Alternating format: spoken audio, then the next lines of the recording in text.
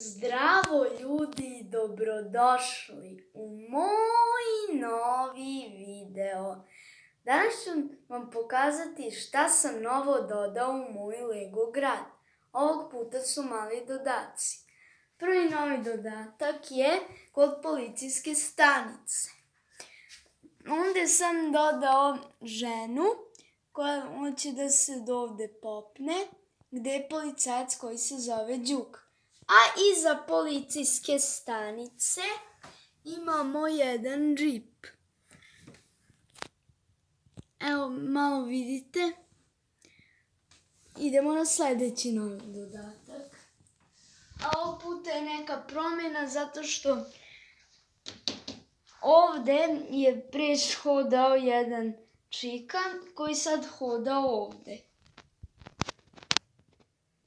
Vidite? Kao što vidite, pre je bila ovde železnička stanica, a sad sam je premestio ovde iza benzinske pumpe. Vidite? Idemo na sledeći novi dodatak je ispred sladolednog kamiona, odnosno kamiona sa sladoledom.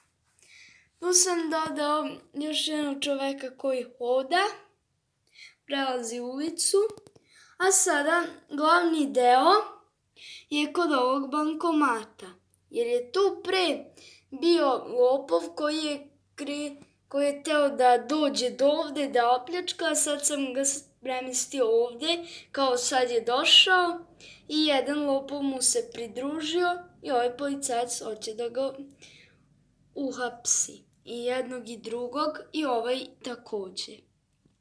I to je to što se tiče ovog videa. Ako vam se video sviđa, lajkujte i zapratite me. A do tada zdravo i doviđenja.